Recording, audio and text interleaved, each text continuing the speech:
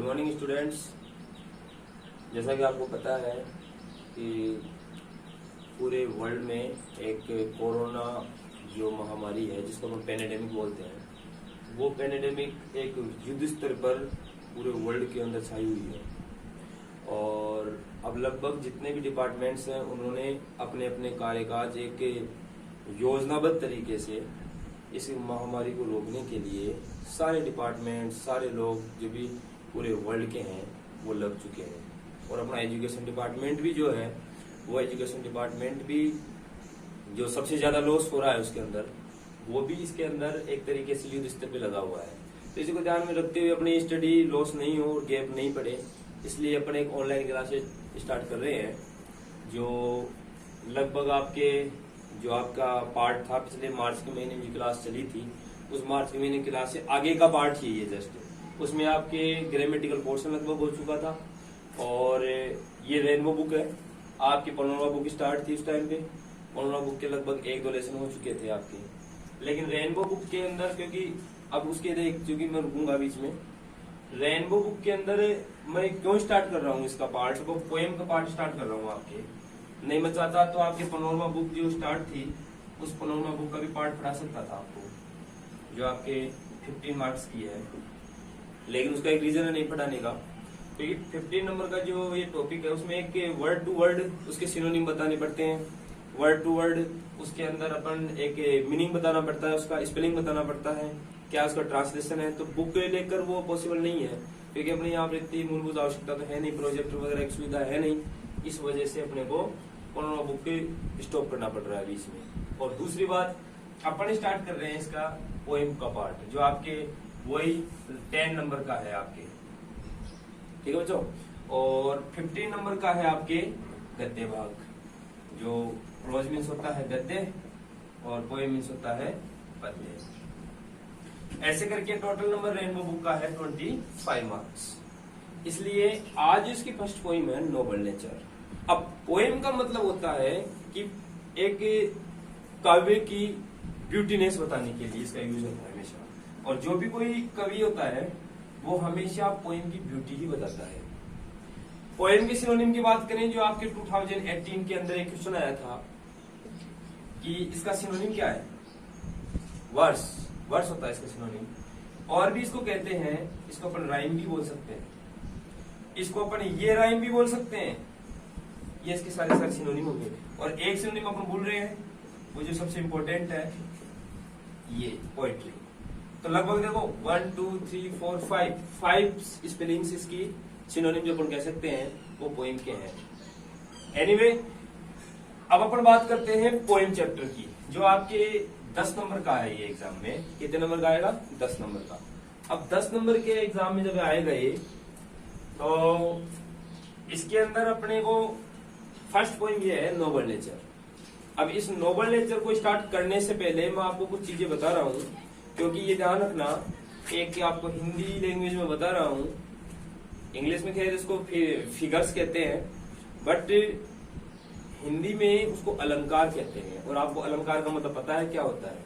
जो काव्य की शोभा बढ़ाता है उसको अलंकार कहते हैं। क्योंकि ये अपन पढ़ रहे हैं पोइम्स, और पोएम्स का मतलब होता है काव्य की सुंदरता या काव्य, पोएम का मतलब काव्य।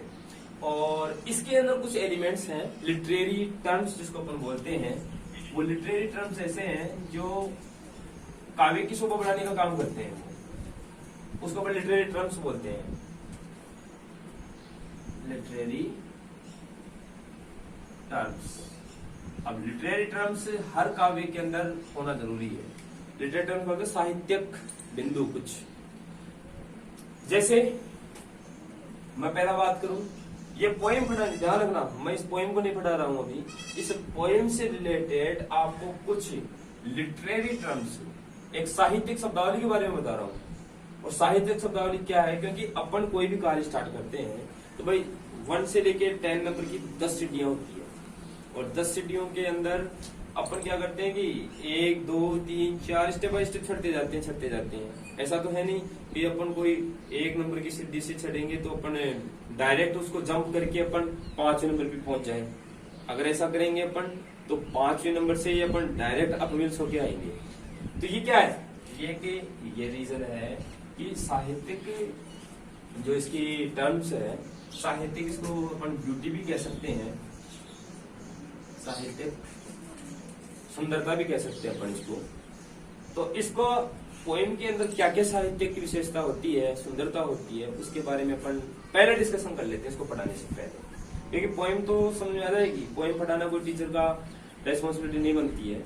पोएम तो हर कोई पढ़ा सकता है, वो ट्रांसलेशन किया पोएम पढ़ गई, लेकिन इसकी साहित्यिक सुंदरता क्या होती है, या क्वेश्चन भी पूछ लिया जाता है कई बार कि अलंकार क्या है। कई बच्चे समझ नहीं पाते हैं कि अलंकार को इंग्लिश में क्या कहते हैं, फिगर्स को क्या कहते हैं।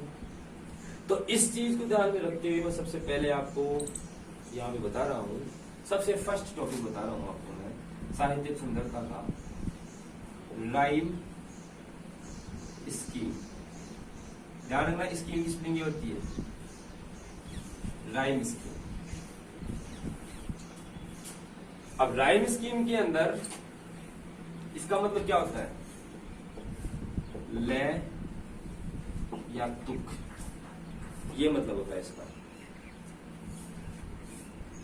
अब मैं एक बात बताता हूं आपको, राइम स्कीम एक होती है रिदम वाली, और एक राइम स्कीम होती है इसके अंदर कोई भी राइम स्कीम, एक होती है राइम स्कीम खुद आती है जिसके अंदर लय हो। अपन कोई भी गाना गाते हैं उसमें लय होती है, लय का मतलब होता है तुक। ऑब्वियसली मैं हिंदी की बात कर लेता हूँ, जैसे कोई दोहा है, रही मन धागा प्रेम का मत तोड़ो छिटकाय, तो उसमें देखो लास्ट में क्या आ रहा है, छिटकाय, राइट। टूटे से फिर ना मिले, मिले गांठ पड़ जाए, तो फिर उसमें ये क्या आ गया, पड़ जाए, छिटकाय। तो देखो इसमें भी काय है, तो इसको अपन क्या बोलेंगे, ए। अब देखो आई, इसकी जैसी मात्रा इसमें आ रही है, मतलब दोनों की रिदम क्या है, बिल्कुल सेम है। तो ये हो गया ए इसमें, ठीक है। तो ए। अब देखो इसकी आय जाय दोनों की लय एक हो गई ना, तो इसको क्या बोलेंगे अपन, ए। फॉर एग्जाम्पल वैसे ही सेम टू सेम आपके इंग्लिश में भी आता है। अब आपके सामने ठीक ये एक इंस्टेंस है, ये एग्जाम्पल है, जिस एग्जाम्पल के अंदर मैं आपको बता रहा हूं कि कौन सी राइम स्कीम किस में है, और आप खुद भी बता सकते हो। देखो जैसे मैं लेता हूं इसका, ट्री बी 3 ईयर, सॉरी एक मिनट बाय मिस्टेक, ट्री बी ईयर और सीयर, ये किस नजर हो गया, 4 लाइन्स का हो गया। अब मैं यहाँ पे लिख रहा हूँ इसको, देखो लास्ट का वर्ड है, आपकी पोएम में बुक खोल के देखना आप, मैंने कहा था बुक रेडी कर लेना, रेनबो के अंदर जो पोएम्स है वो। तो देखो ट्री, लास्ट का वर्ड देखो ट्री, फर्स्ट लाइन हो गई। सेकेंड लाइन कौन सी है, लास्ट का वर्ड कौन सा है, बी, राइट। थर्ड लाइन में लास्ट का वर्ड कौन सा है, ईयर, और फोर्थ लाइन में लास्ट का वर्ड कौन सा है, सीयर, ठीक। अब ट्री और बी, तो देखो ट्री बी, तो एक ई वर्ड इसमें रिपीट हो रहा है दोनों लाइन में, रिदम कर रही है ना लाइन दोनों, देखो ट्री बी दोनों रिदम कर रही है।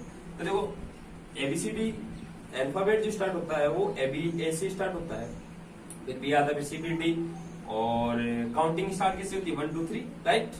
अब देखो ट्री, तो ट्री के अंदर जैसे इसमें अपन हिंदी में लिखा था छिटकाय जाय, तो वैसे ही हिंदी के अंदर इंग्लिश में लिख दो आप ट्री, तो यहाँ लिख दो ए। अब देखो ट्री, इस ई की मात्रा कौन सी लाइन में आ रही है, बी में, क्या लिखेंगे, ए, दोनों रिदम कर रही है नहीं।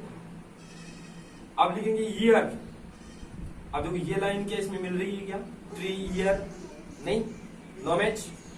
तो नेक्स्ट टॉपिक इज बी, अब ईयर, तो ईयर